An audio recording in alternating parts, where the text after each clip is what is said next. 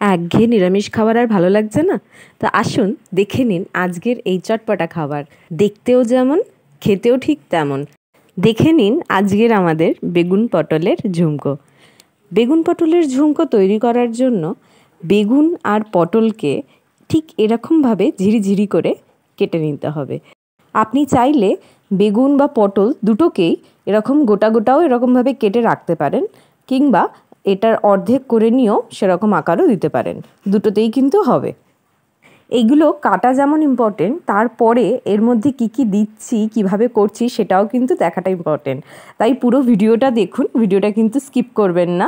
আর পছন্দ হলে অবশ্যই লাইক করুন, সাবস্ক্রাইব করুন, আর কমেন্ট করে জানান কেমন লাগলো। যেমনভাবে বেগুনটাকে কেটেছিলাম ঠিক তেমনভাবেই পটলটাকে কাটছি, খালি পটলটাকে আগে অর্ধেক করে নিয়ে তারপরে কাটছি। পটলটাকে এরকম খোসা সমেত এরকমভাবে ঝিরিঝিরি করে কেটে নিতে পারেন। আপনারা যদি মনে করেন পটলের দানাগুলো বাদ দিয়ে দেবেন, সেটাও বাদ দিতে পারেন, আবার দানা সমেত কিন্তু ভাজতে পারেন, যেটা আপনাদের সুবিধা হবে। পটলের খোলা সমেত যেমন ভাজতে পারবেন, তেমনভাবে এরকমভাবে অল্প খোলা ছাড়িয়েও কিন্তু, বা পুরো খোসা ছাড়িয়ে নিয়েও কিন্তু পটলটাকে এরকমভাবে তৈরি করে নিতে পারেন। দুটোতেই কিন্তু স্বাদ দু রকমের হয়, দুটোই কিন্তু খারাপ লাগে না, দুটোই খুবই ভালো লাগে। আমি এখানে কাটার সময় পটলের দানাগুলো, যেহেতু আমি এটা ঝিরিঝিরি করে করছি, তাই পটলের দানাগুলোকে আলাদা করে নিচ্ছি, আমার ভাজাটা ভালো হবে তাতে। আপনারা কিন্তু পটলের দানা সমেতও ভাজতে পারেন, তার জন্য একটু মোটা মোটা করেও রাখতে পারেন, বা এরকমভাবে যেগুলো দানাগুলোর সাথে লেগে থাকছে সেগুলোও ওরকমভাবেই রেখে দিতে পারেন। তাহলে এভাবে পটল বেগুনগুলোকে আমরা এরকমভাবে রেডি করে নেব। এরপরে এর মধ্যে বিভিন্ন মশলা আমি দিয়ে দিচ্ছি। যে মশলাগুলো দিচ্ছি সেগুলো একটুখানি দেখে নিন। সেটা হচ্ছে, প্রথমে নুন দিলাম, তারপরে হলুদ গুঁড়ো দিলাম, তারপরে ওর মধ্যে একটু লঙ্কা গুঁড়ো, ধনে গুঁড়ো, আর পাশাপাশি একটু চাট মশলা দিলাম, দিয়ে ভালো করে মেখে নিলাম। দেখুন বেগুনগুলোও হাফ করেছি, পটলগুলোকেও হাফ করে নিয়েছি, তাতে আমাদের ভাজতে সুবিধা হবে। বেগুন যদি দেখেন যে একটু সরু, তখন আপনারা গোটা গোটাই সেটা করতে পারেন, কিন্তু যেহেতু বেগুনগুলো একটু মোটা ছিল সেই জন্য আমি হাফ করে নিয়েছি। এরপর এর মধ্যে সবথেকে ইম্পর্টেন্ট একটু গোলমরিচ গুঁড়ো মেশাবো। গোলমরিচের গন্ধ আর গোলমরিচের স্বাদ সবাই তো মোটামুটি ভালোই বাসেন, আর আমি একটু বেশিই ভালোবাসি। তাই এই সমস্ত মশলা দিয়ে এগুলোকে একটুখানি মাখিয়ে রেখে দেবো। এভাবে মাখিয়ে রাখলে এর স্বাদ কিন্তু খুব ভালো লাগে।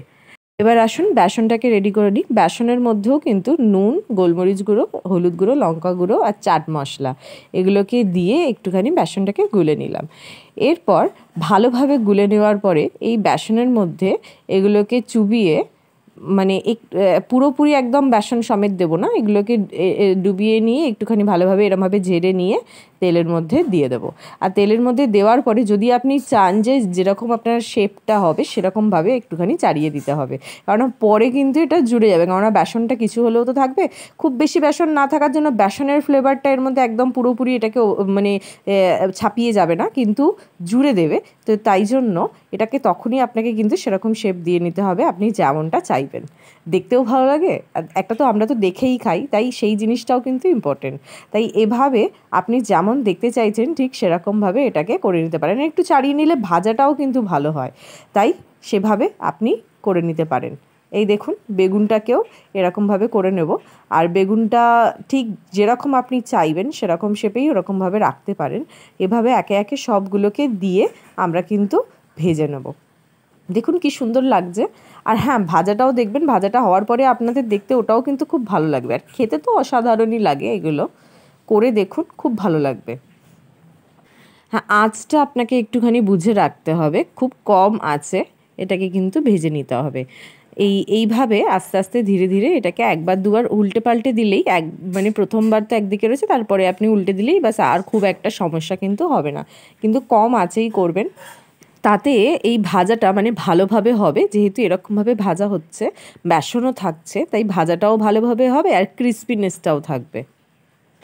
সবথেকে গুরুত্বপূর্ণ বিষয় হচ্ছে, যারা পটল বা বেগুন ভালোবাসে না তারাও কিন্তু এভাবে ভেজে দিন, দেখবেন না বলবে না, তারাও কিন্তু চেটেপুটে সব খেয়ে ফেলবে।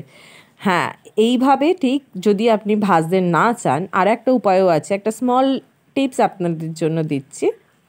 সেটা হচ্ছে, আপনারা এই বেগুন আর পটলটাকে এরকমভাবে না রেখে আপনারা যদি সিম্পলি করে ফেলতে চান, তাহলে কিন্তু এটাকে এই ঝিরিঝিরি করে পুরো কেটে নিয়ে আলাদা করে দিন। করে দিয়ে বেসনের মধ্যে ডুবিয়েই একটা একটা করে আলাদা আলাদা করে ছেড়ে, যেমনভাবে ঠিক আমরা ওই ফ্রেঞ্চ ফ্রাইসগুলো করে থাকি দেখে থাকি, বা চিকেনের যে টুকরোগুলোকে আমরা আলাদা আলাদা করে ছেড়ে থাকি, ঠিক সেরকমভাবেই এগুলোকেও আলাদা আলাদা করে ছেড়ে তারপরে আপনি একসাথে ভাজতেই পারেন, ভেজে নিতে পারেন। ঠিক এরকমই কিন্তু সেগুলো হয়ে যাবে। সেরকমভাবেও কিন্তু আপনারা ট্রাই করতে পারেন। এভাবে একে একে সমস্ত যে পটল আর বেগুনগুলো রয়েছে এভাবে ভেজে নিচ্ছি। আমরা তো আসলে আগে দেখে খাই, তারপরে তো তার স্বাদ নেই, চোখের স্বাদ আগে লাগে, তাই না? তাই দেখতে যদি এত সুন্দর লাগে তাহলে খেতে তো মানে ভালো লাগবেই। অবশ্য খাবার স্বাদটাও কিন্তু বুঝতে হবে, অবশ্যই স্বাদটাও এরও কিন্তু খুব ভালো হয়। তাই অবশ্যই করে ফেলুন, বাড়িতে নিজেরা ট্রাই করুন। আর আমার ভিডিও ভালো লাগলে অবশ্যই লাইক করুন, কমেন্ট করুন আর সাবস্ক্রাইব করুন যদি এখনও পর্যন্ত সাবস্ক্রাইব বাটনে ক্লিক না করে থাকেন। রান্না তো রেডি, এবার খাবার পালা। হ্যাঁ, দেখেই ভালো লাগছে, খেতেও কিন্তু খুবই ভালো হয়েছে। আশা করি আপনাদেরও এটা ভালো লেগেছে। আজ এতটাই, আবার অন্য দিন দেখা হবে অন্য কোনো ভিডিওর সাথে। ততদিন ভালো থাকুন, সুস্থ থাকুন আর আমাদের ভিডিও অবশ্যই দেখতে থাকুন।